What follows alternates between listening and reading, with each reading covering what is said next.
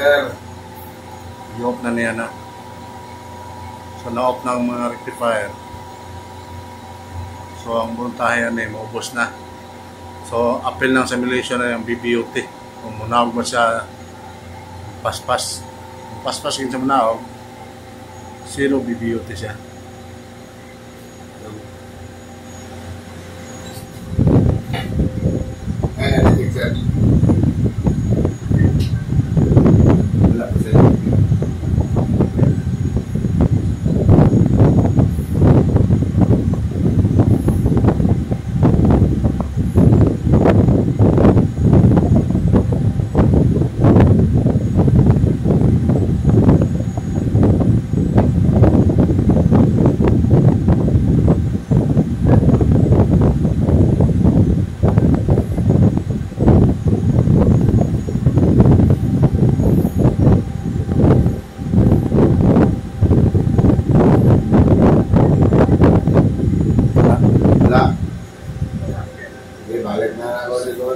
Oh,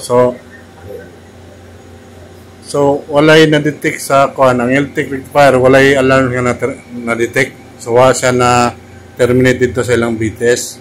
Pero i-monitor nato karon since patay ang AC means kung munawag ba sa 48 volts ang kuan ang battery. Pero 3 minutes after wala man siya manawag, nagpabilin sa 49. So dili ni siya BBUT nga 0 BBUT nga rectifier. Okay pang battery yan So, okay. Mora to siya.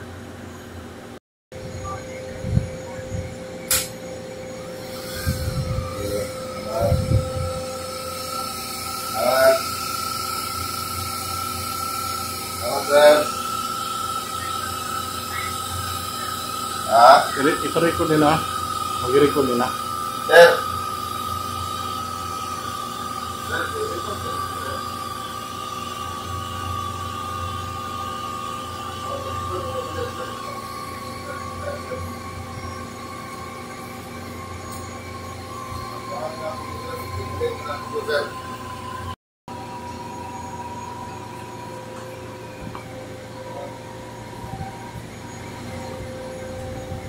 So, moro taon itong simulation, no?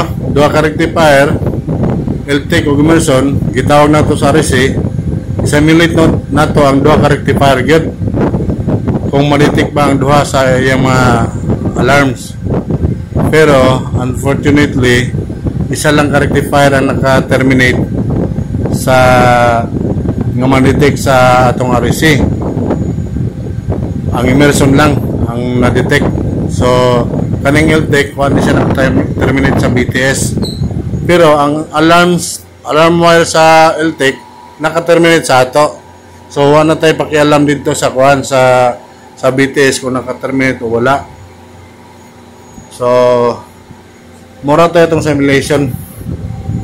Ang sunod nga simulation, ang genset na sad, yung auto ba, umawadag power. So, regular na ninyong ginabuhat man. So, mura to na. That's all. Thank you. Bye-bye.